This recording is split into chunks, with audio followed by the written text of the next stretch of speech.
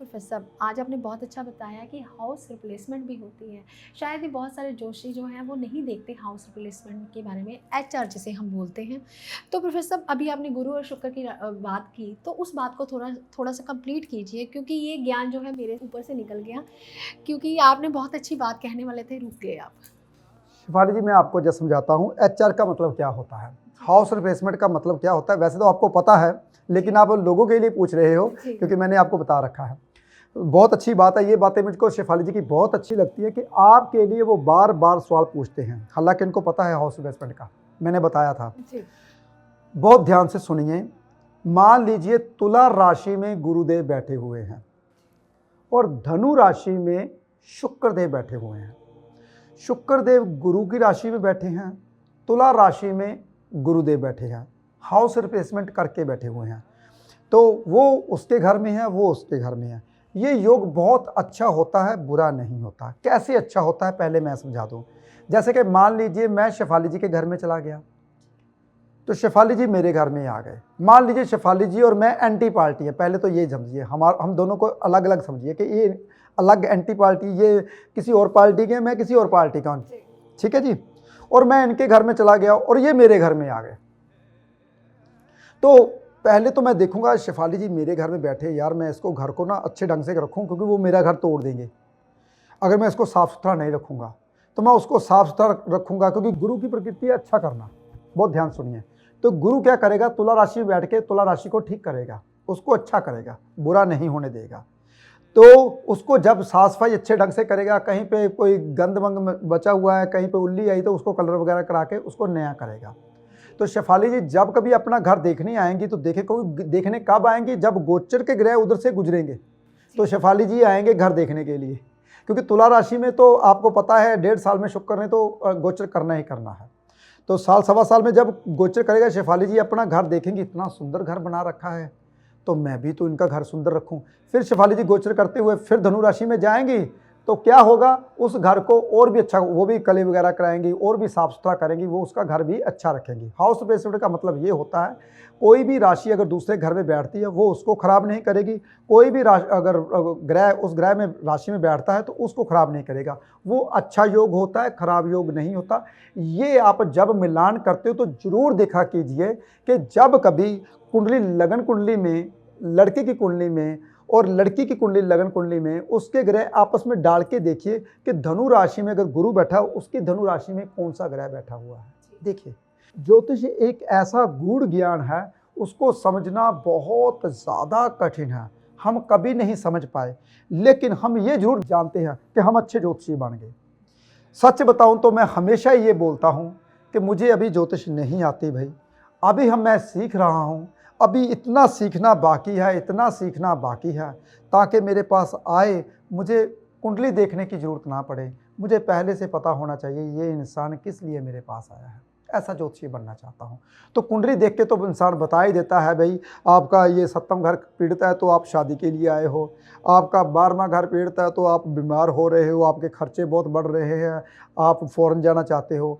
6ठा घर पीड़ित है तो आपकी सेहत खराब रहती है, और अगर आपका 4था घर पीड़ित है तो घर नहीं बन पा रहा। 11वां घर पीड़ित है, जब उस वक्त का गोचरी कुंडली लगा के देखिए ना, मैं आपको ज्योतिष के बारे में थोड़ा सा समझा रहा हूँ कि आप जब आपके पास लगन कुंडली आई तो उसकी साथ में गोचर कुंडली, में 3-4 कुंडलियाँ इकट्ठी बनाता हूँ, जितनी जो मेरी स्लिप होती है वहाँ पे 3-4 कुंडलियाँ बनती है।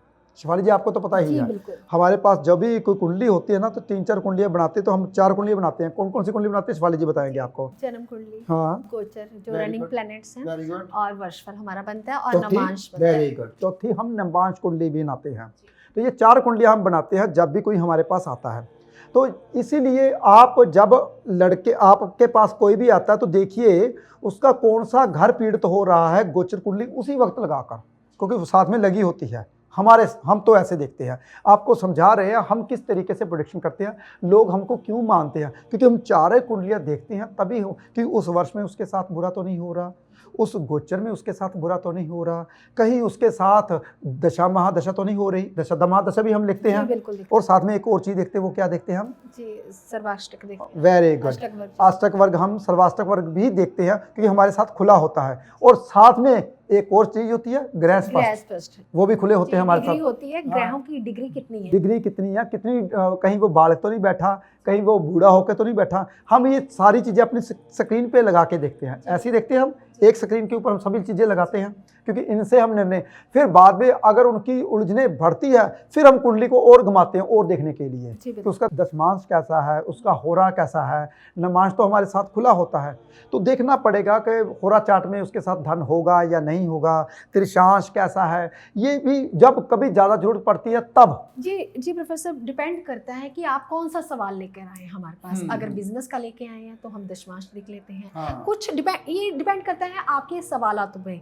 कई बार होता है प्रोफेसर, कुछ लोग कहते हैं हम आए हैं जी जोशी के पास, आप ही बोलिए, आप ही बोलिए हम कैसे आए हैं। जी हम किसी डॉक्टर के पास जाते हैं तो हम पहले ही कंफर्म होते हैं कि ईएनटी का डॉक्टर है, यानी कि नाक कान गले का ये डॉक्टर है, यही चीज़ देखेगा। लेकिन जोशी के पास आके हम पूरी बॉडी लेके चले जाते हैं, हाँ आप भी डायग्नोस कीजिए कि हम किस चीज़ को लेकर आए हैं।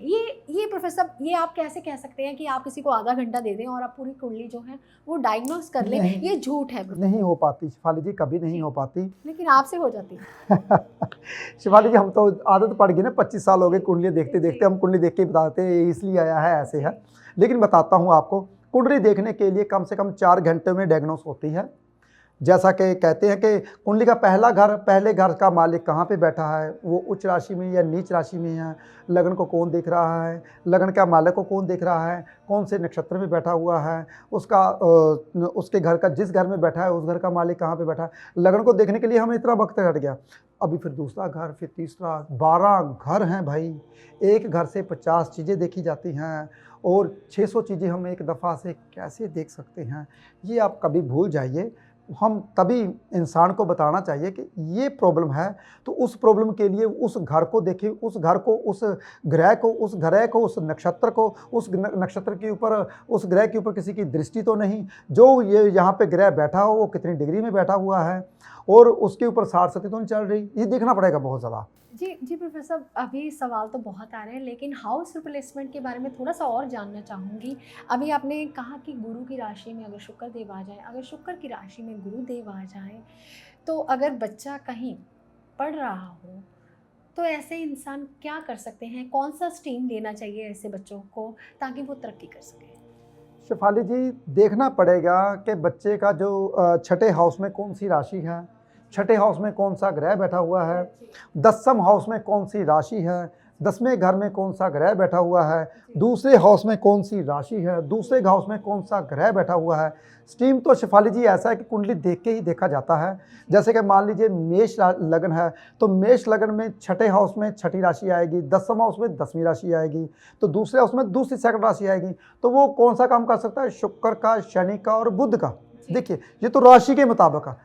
अगर उसमें कोई ग्रह आता है तो वो ग्रह को ज़्यादा हम रेफ़र करेंगे, तो अगर ग्रह नहीं आता फिर हम ज़्यादा रेफ़र करेंगे 10वें हाउस को, फिर हम रेफ़र करेंगे छठे हाउस को, क्योंकि 10वें का छठा हाउस कौन बनता है? उसका भाग्य, तो छठे हाउस को रेफ़र करेंगे। ये कुंडली के मुताबिक हम स्ट्रीम बताएंगे कि इस कुंडली के मुताबिक कौन सा ग्रह बनता है, कौन सी राशि आती है, उसके मुताबिक हमने कौन सा उसको कर्म के बारे में बताना। जैसे कि मान लीजिए मंगल की राशि मेष आती है तो हम कहते हैं आप डॉक्टर बन जाइए, आप सर्जरी का डॉक्टर बन जाइए।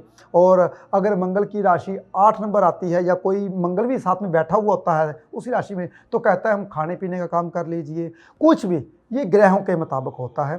तो हाउस रिप्लेसमेंट की बात की शिफाली जी ने, तो जैसे कि शनि की राशि में सूर्य आ जाए, सूर्य की राशि में शनिदेव आ जाए, ये सबसे खतरनाक ग्रह हैं दोनों की राशि में। सूर्य की राशि में शनिदेव अच्छे नहीं होते, शनि की राशि में सूर्यदेव अच्छे नहीं होते। जैसे हम मकर संक्रांति की बोलते हैं, मकर राशि में जब कभी सूर्यदेव आते हैं तो हम गंगा स्नान करने के लिए जाते हैं। हालांकि सूर्यदेव कभी भी आपके पुत्र के घर में खराब नहीं होते, कभी भी नहीं होते, फिर भी हम गंगा स्नान करने जाते हैं मकर संक्रांति को। वो क्यों जाते हैं? क्योंकि भाई शनि की राशि में सूर्यदेव आए ताकि हमारा अच्छा हो, हमारे साथ कभी भी बुरा ना हो तो हम गंगा स्नान करने जाते हैं। तो ऐसे ही है, जब कभी शनि और सूर्य की हाउस प्लेसमेंट भी होती है वो भी ठीक होती है, वो भी कभी खराब नहीं होती। हाउस प्लेसमेंट कभी भी खराब नहीं होती, अच्छी ही होती है। लेकिन अगर उसके साथ राहु केतु ना बैठे हों, उसके पास राहु केतु की दृष्टि ना हो, राहु केतु कहीं दुश्मन ना हो उस कुंडली के, ये भी तो देखना पड़ेगा। हाँ, मिथुन लगन में राहु दुश्मन नहीं होते, कन्या लगन में राहु दुश्मन नहीं होते, तुला लगन में राहु दुश्मन नहीं होते, ये देखना पड़ेगा ना। वृष लगन में राहु दुश्मन नहीं होते, इन लगनों में राहु दुश्मन नहीं होते। तो केतु धनु लगन में केतु दुश्मन नहीं होते, मीन लगन में केतु देव दुश्मन नहीं होते। तो देखना पड़ेगा ना आपका कौन सा लगन है, केतु देव दुश्मन तो नहीं। कई दफ़ा तो ये होता है कि इंसान की कुंडली, मान लीजिए कन्या लगन है आप उनका, तो कन्या लगन में राहु देव बहुत अच्छी प्लेसमेंट में बैठा, और अरे तेरा तो राहु बहुत ज़्यादा खराब है, और राहु उनका बहुत बढ़िया है। कई दफ़ा तो ऐसे होता है राहु पंचम घर में बैठ के भी इंसान को करोड़पति बना देता है। जी बिल्कुल। वो क्यों बना देता है करोड़पति? पंचम हाउस होता है हमारे दिमाग का, हमारे इच्छाओं, और कहते हैं ना इच्छाओं की पूर्ति का घर हमारा 11वां तो 7वां हाउस उसका बनता है। तो जो भी हम चाहते हैं, चाहना हमारी अंदर से चाह होती है, वो पंचम घर ही होता है। जैसे हम कहते हैं यार मेरे को प्यार मिल जाए, हमको ये चीज़ मिल जाए, मेरे को मेरा बेटा मिल जाए, तो पंचम हाउस से ही आता है। और यार मेरी लॉटरी खुल जाए, तो अग्रेसिवनेस, ये पंचम हाउस से ही होता है सब कुछ। तो पंचम हाउस में राहु देव बैठ के ये सब कुछ दे देते हैं। कई दफ़ा इंसान ज्योतिषी बन जाता है, ज्योतिष का घर पंचम होता है, तो राहु वहाँ पे बैठ के ज्योतिषी भी बना देता है इंसान को। तो बहुत सी बातें हैं शेफाली जी ज्योतिष के बारे में जानना। लोग कहते हैं कि यार ज्योतिष एक बहुत, मैं तो 2 किताबें पढ़ते हैं ज्योतिषी बन जाते हैं। जैसे पंचांग पढ़ते हैं तो कहते हैं मेरे जैसा ज्योतिषी कोई नहीं। पंचांग में तो सब कुछ लिखा होता है, मुहूर्त ये वो, और कब मुहूर्त निकलना, कब नींव पत्थर रखना है, कब शादी का मुहूर्त, कब घर में प्रवेश करना है, और कौन सी राशि है, कौन सा लग्न है, ये पंचांग में लिखना होता है। तो जो इंसान खाली पंचांग पढ़ने शुरू कर देता है तो वो कहता है मेरे को ज्योतिष आ गई, तो उसको ज्योतिष नहीं आती भाई। वो किताबी कीड़ा है, किताब से पढ़कर आपको बता रहा है सब कुछ। ज्योतिष एक ऐसा ज्ञान है जो कि आपके मस्तक से, आपके फेस से, आपकी बॉडी लैंग्वेज से, आपके पहनने से, आपके उठने से, आपके घर में रहने से, आपके घर कब निकलते हो उससे, सोते कब हो तहाँ तक, नींद कब आती है तब तक ज्योतिष का साथ रहता है। ये नहीं कि एक आपने पंचांग पढ़ ली तो मेरे को ज्योतिष आ गई। ज्योतिष बहुत गहरा ज्ञान है। जैसे कि मैंने अभी भी बताया साढ़ सती के बारे में शेफाली जी, कि साढ़ सती इंसान को जब लगती तो बहुत बुरा होता है। तो अरे भाई, अगर मकर राशि के ऊपर साढ़ सती आई तो कहाँ का बुरा हो गया, कहाँ से बुरा हो जाएगा? देखो शनिदेव मकर राशि में आया है तो मकर राशि उसकी पहले से, तो कुंभ राशि में आया, उसकी मूल त्रिकोण राशि में आएगा, उसको बेनिफिट करेगा ना जी। देखिए, तो शेफाली जी ये जो कहते हैं ना ज्योतिष को जानना बहुत ज़्यादा कठिन है। सबसे ज़्यादा कठिन क्या होता है कुंडली में, ये मैं आज पहली दफ़ा बताने वाला हूँ, सुनिए जी। साढ़ सती करते हो ना, सूर्य की साढ़ सती सबसे ज़्यादा कठिन होती है। जब कभी सूर्य जहाँ पे बैठा हो वहाँ पे 12वें घर में आपके शनि आ जाए, बस जहाँ पे सूर्य बैठा हो शनिदेव उसी घर में आ जाए 2.5 साल, तो सबसे खतरनाक होती है सूर्य की साढ़ सती, जो कि पूरी दुनिया में कोई भी ज्योतिषी देखता ही नहीं। तो ये बहुत सारी ज्ञान है की बातें हैं शेफाली जी। ज्योतिष को जानना बहुत ज़्यादा कठिन है। हम कह देते हैं कि हमको ज्योतिष आती है, लेकिन मैं सच बोलता हूँ, हमेशा कैमरे के आगे मैं कभी झूठ नहीं बोलता। ज्योतिष वाकई में मेरे को नहीं आती, मैं खोज करता रहता हूँ हमेशा कि ज्योतिष मेरे को अच्छे ढंग से आ जाए, तो अभी तक ज्योतिष नहीं आती, ये सत्य है जी। प्रोफेसर अभी आप फिर युतियों के ऊपर आ गए, लेकिन मुझे लगता है कि युतियों के ऊपर एपिसोड जो है बहुत लंबा चले जाएगा, लेकिन फिर भी मैं पूछना चाहूँगी युतियों के ऊपर। प्रोफेसर आपने चंद्रदेव की युतियाँ बताई, अभी आप बता रहे थे कि अगर शनि की 7.5 लगती है तो मैं जानना चाहती हूँ कि कुंडली में कैसे देखा जा सके। घर बैठे ही हमें पता चल जाता है, कई बार हमें देखना पड़ता है, कई बार हम आम जोशियों के पास चले जाते हैं कि पता चल जाता है 7.5 लग गई है। लेकिन मैं चाहती हूँ कि आप अपने परिवार के लोगों को बताइए कि कैसे देखा जाए कुंडली में कि आपको 7.5 लगी है या फिर ढैया लगा हुआ है, और उसका निवारण कैसे हो सकता है। शेफाली जी, साढ़ सती के बारे में बताया मैंने आपको। जब भी इंसान को साढ़ सती लगती है, पहली बात तो ये है कि जहाँ पे आपका चंद्र बैठा हुआ है, जैसे कि आजकल मान लीजिए शनि देव मकर राशि में चल रहे, मान लीजिए कि आज चल ही रहे हैं, तो सारस्वती किस किस घर में लगी हुई है, इसका मतलब मकर राशि की में सिर के ऊपर आई हुई है, यानी कि जिसकी मकर राशि है उसको सारस्वती चल रही है जी। जिसकी कुंभ राशि है उसकी सारस्वती जाने वाली है, जिसकी धनु राशि है उस पर सारस्वती लगी को 1.5 साल हो गया जी। ठीक है जी। और 3 राशियों के ऊपर सारस्वती लगी हुई है। एक बात जिंदगी में याद रखना है, जिस इंसान के पास सारस्वती लगती है वो इंसान गलत कार्य जो करता था उसको सारस्वती सुधारने के लिए आती है। शनिदेव क्या करने आते हैं? इंसान को बंदा बनाने के लिए। जो इंसान भटके हुए थे, जो इंसान अपनी लैंड से भटके हुए थे, जो इंसान कहते थे मैं तो, जो इंसान बंदे को बंदा नहीं समझते, सारस्वती उसको समझाने के लिए आती है कि भाई ये भी इंसान है, ये भी भगवान का रूप है जिसे तू तंग करता था। तो उसके पास सब कुछ जो होता है वो छीन लेती है। शनिदेव सब कुछ छीन लेते हैं जिसके पास जो होता है। तो सारस्वती यही करती है। कहते हैं ना, सारस्वती आगे तू बहुत ज़्यादा खराब होगा, तंग हो जाएगा, परेशान हो जाएगा। जब सारस्वती मेरे ऊपर लगी थी, मैं अपनी बात बताता हूँ, मेरी कन्या राशि है, तो सत्य बताऊँ मैं बहुत ज़्यादा ज्ञानी बन गया था, बहुत ज़्यादा ज्ञान आ गया था। तो मेरी सरस्वती क्या करके गई? मेरे को ज्ञानवान करके गई। वो पहले मैं ज्योतिष क्या करता था, वो मेरे को ज्योतिष के बारे में कुछ ज़्यादा ज्ञान था पर इतना ज़्यादा नहीं था। पर जब मेरी सरस्वती लगी तो मैं ज्ञानी बनना शुरू हुआ। जब सरस्वती खत्म हुई मेरी, जैसे कि आज से 10 साल 7.5 साल पहले ख़त्म हो गई मेरी सरस्वती, तो इन पूरा ज्ञानी बना के गई मेरे को बहुत धन दौलत हर चीज़ दी। क्यों? क्योंकि शनिदेव कन्या राशि बुध की राशि है, उसके मित्र हैं। तो पहले आपको ये जानना चाहिए कि जब सरस्वती लगती है वो मित्र राशि की है या खुद राशि की है। जैसे मित्र राशि शनिदेव की कौन कौन सी है, पहले तो आपको ये पता होना चाहिए।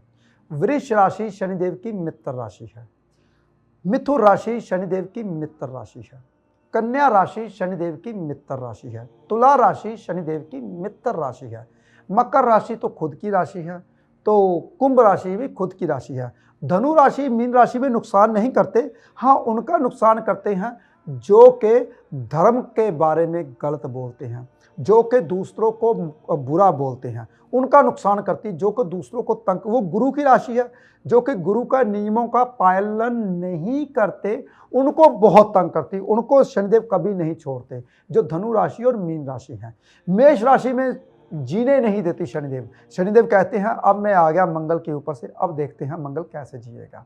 तो फिर मंगल को हनुमान जी का सहारा लेना पड़ता है, उसका उच्चारण या महामृत्युंजय का सहारा लेना पड़ता है। तो देखिए ये तो राशि के मुताबिक है शेफाली जी, ये राशि आप में क्या करेगी। लेकिन एक बात जिंदगी में याद रखना है, जब कभी आपके ऊपर सरस्वती आती है तो महामृत्युंजय का जाप सुनना चाहिए। जितना सुन सकते हो उतना ज़्यादा अच्छा है। अगर वो भी नहीं सुन सकते तो एक मंत्र आपको बचाने वाला है, वो पता क्या है? ओम नमः शिवाय। बस, क्योंकि भोले शंकर के पास ही गए थे शनिदेव विद्या लेने के लिए, जब शनिदेव को बहुत ज़्यादा ज्ञान हो गया था। तो भोले शंकर के पास विद्या लेने के लिए तो गए थे, इसलिए भोले शंकर के नाम जब आप लेते हो तो कभी भी शनिदेव आपको खराब नहीं करते, बुरा नहीं करते। इसलिए पता नहीं कितने ढैये निकल गए मेरे, पता नहीं कितनी सरस्वतियाँ निकल गई। कभी भी मुझे ऐसा लगता है, हर दिन ये सत्य है, हर दिन मुझे ऐसा लगता है कि मेरा बहुत अच्छा है। हर दिन मुझे ऐसा लगता है कि मुझे कोई नया इंसान मिलता है। हर दिन मुझे ऐसा लगता है कि आज मैं इस इंसान से मिला तो मुझे बहुत अच्छा लगा। कभी भी ज़िंदगी में नेगेटिव नहीं होना। जो इंसान भगवान का नाम लेता है उसे कभी ज़िंदगी में कोई परेशानी नहीं रहती। लेकिन हाँ, ग्रहों ने अपना तो खेल दिखाना है, तो वो खेल आपके ऊपर गलत ना हो, इसलिए हम अच्छे ज्योतिषी का सहारा लेते हैं ताकि हमारे ऊपर कभी भी गलत या हमारे पास दुर्घटना या हमारे पास कोई ऐसी ट्रेजेडी ना हो जाए जिससे कि हमारा घर खराब हो जाए। तो उसके लिए हम अच्छे ज्योतिषी का सहारा लेते हैं। जैसे कि मान लीजिए अगर आपका लगन का मालिक अष्टम में चलता है तो ज्योतिषीगण कहते हैं अरे भाई तेरे तो मृत्यु तले कष्ट आया है। तो मेरे जगह ज्योतिषी पता क्या कहेगा, अरे भाई आप शमशान घाट जरूर जाओगे, तो उससे पहले आप पहले ही चले जाइए, सोमवार को दिन शमशान घाट में जाइए, वहाँ से पानी लेकर और घर में रख लीजिए। इससे आपका क्या होगा, जो शमशान घाट जाने का योग है, क्या पता किसी के घर वाले या बाहर वाले या किसी की भी डेथ होती है तो उसके पीछे आपको जाना पड़ता है। देखिए, तो इसलिए बहुत सी बातें हैं जिसके बारे में जानना अभी बाकी है। ज्योतिष बहुत गूढ़ ज्ञान है भाई, जिसके बारे में कोई नहीं जानता, मैं भी नहीं जानता, कोशिश करता हूँ। लेकिन हाँ, एक बात ज़रूर बोलता हूँ, वो हर एपिसोड में बोलता हूँ, जिसकी किस्मत में कुछ अच्छा लिखा होता है वही मेरे पास आता है। क्यों मेरे पास आता है? क्योंकि मैं उसे जीना सिखाता हूँ कि इंसान को जीना कैसे है। कहते हैं कि दुनिया में हर इंसान कामयाब हो सकता है, हर इंसान कामयाब हो सकता है। शेफाली जी, जी सबसे आसान काम करके लेकिन सबसे कठिन लगता है, वो शेफाली जी बताएंगे। जी, सुबह की सैर। सुबह जल्दी उठना। जी आपका ये ये मॉर्निंग वॉक वाला फंडा प्रोफेसर सब अपन कहते हैं कि हम करेंगे पर करता कोई नहीं करता है। कोई नहीं है। जी दुनिया में अगर हर इंसान सुबह जल्दी उठने लगे तो उसकी 50% परेशानियां खत्म हो जाती है। ये मैं लिख के दूंगा, घर बैठे जितने भी मेरा एपिसोड देख रहे हैं, अगर वो सूर्य उदय से पहले उठते हैं, जैसे कि गर्मियों में सूर्य उदय होता है 5:15, 5, 17, 5, 20 के बीच, जून जुलाई के महीने आपको पता है, जैसे कि आज 25 जून है भाई, याद करा दूं, यानी कि सबसे बड़ा दिन आज है। जी बिल्कुल। और सबसे बड़ा दिन है, ये दिन जाने वाला नहीं है जल्दी, 8 बजे तक सूर्य रहेगा, 7:30 बजे तक। तो ये कहते हैं कि 25 जून को हम एपिसोड कर रहे हैं, तो क्या पता आपको 27-28 जून को मिले, क्योंकि एडिटिंग करनी होती है, बहुत कठिन होता है। तो ये देखिए, आप कभी भी जिंदगी में याद कीजिए, जो इंसान समय से पहले उठता है समय उसका साथ देता है। हम समय से पहले उठते हैं, क्यों शेफाली जी? जी बिल्कुल। सुबह कितने बजे उठते हैं हम? जी 4:30। 4:30, 4:35, 4:30 के कई दफ़ा अलार्म, हमारी घंटी का अलार्म, हमारे दिमाग का अलार्म हमें जल्दी उठा देता है, जी बिल्कुल। फिर भी हम अलार्म लगाते हैं कि 5 मिनट और सो जाएं। 4:35 का, 4:40 का हम अलार्म लगाते हैं भाई। कई दफ़ा क्या होता है, इंसान थक जाता है, अभी रात को काम करते हैं, हम टूर पे जाते हैं, थक जाते हैं, तो कई दफ़ा नहीं, दिमाग की घंटी कहती है सो जा थोड़ा सा, फिर हमारा मोबाइल जगा देता है। तो वैसे तो ऐसा कभी नहीं हुआ, हम 3 बजे भी सोते हैं तब भी हमारी जाग 4:30 खुल जाती है। जी प्रोफेसर, अगर कोई भी काम, दुनिया का कोई भी काम अगर हम 20 दिन लगातार कर लें ना, तो 21वें दिन वो खुद ब खुद जी कर नशा हो जाता है उस चीज़ का। दिल करता है कि हम करें ये चीज़। जी प्रोफेसर, हम लोग चाय भी पीते हैं ना, वो भी ऐसे नहीं लगी हमें, क्योंकि मुझे भी थोड़ी सी हैबिट है चाय पीने की, वो भी मैंने 20 दिन लगातार पी, तभी 21वें दिन वो लगी। तो प्रोफेसर ये भी एक नशा है, एक सरूर है। जब आप भी जल्दी उठना शुरू कर देंगे तो आपको ऐसे लगेगा कि दिन जो है वो बहुत खुशहाल हो गए हैं, काम चाहे नहीं भी बन रहे लेकिन आज मैं रिलैक्स हूँ। सबसे ज़्यादा कठिन होता है इंसान को अपना चंद्रमा, जो चंद्र ग्रह है वो ठीक करना। वो कैसे ठीक कर सकते हैं? सुबह की सैर करके आप उस चंद्र ग्रह को ठीक कर सकते हैं। हाँ प्रोफेसर साहब बोलेंगे गाड़ी साफ करके भी आप ठीक कर सकते हैं। तो बहुत सारे उपाय हैं ज्योतिष में, लेकिन आज प्रोफेसर मैं आपका बहुत बहुत धन्यवाद करना चाहती हूँ, क्योंकि आज मुझे ये चीज़ बोलने की ज़रूरत ही नहीं पड़ी कि प्रोफेसर साहब आप मुझे उपाय दीजिए, आप अपने परिवार के लोगों को उपाय दीजिए। हालांकि आज का एपिसोड बहुत खासम खास रहा। क्यों खास रहा? क्योंकि प्रोफेसर साहब आपने जब जब बात कही तब तब आपने उपाय बताया, क्योंकि आपको भी लगा कि आज परिवार के लोग बहुत दुखी हैं, तो क्यों ना घर बैठे ही उनको ठीक किया जाए। तो आपने इस एपिसोड को ज़्यादा से ज़्यादा लोगों तक शेयर करना है, क्योंकि बात आती है शनि देव के ऊपर, क्योंकि न्यायाधीश हैं, जस्टिस हैं। तो आप घर बैठे ही जान सकते हैं, कैसे जान सकते हैं ये एपिसोड देखकर कि कैसे शनि देव जो है 7.5 लगती है शनि देव की, कैसे ढैया लगता है, उस चीज़ का निवारण कैसे हो सकता है। ये ज़्यादा से ज़्यादा लोगों तक शेयर कीजिए, ताकि घर बैठे हुए इंसान का हर कोई हल, हर समस्या का समाधान हो सके। और कमेंट में आप ओम नमः शिवाय, आपने प्रोफेसर साहब के मुख से सुना ही है कि ओम नमः शिवाय प्रोफेसर गुरुदेव बड़ा साहब क्यों बुलाते हैं, आज उसका रीज़न भी पता चल गया। अगर आपके ऊपर मृत्यु तुल्य कष्ट आता है, अगर आप सिर्फ ओम नमः शिवाय का जाप ही करते हैं, तो आपका वो कष्ट भी है वो निवारण हो जाता है घर बैठे हुए ही। इसलिए ज़्यादा से ज़्यादा लोगों तक शेयर कीजिए। आप अपना ध्यान रखें, खुश रहें। जल्द ही आपसे मिलेंगे अगले एपिसोड में। तो फिलहाल आज के लिए इतना ही। नमस्कार।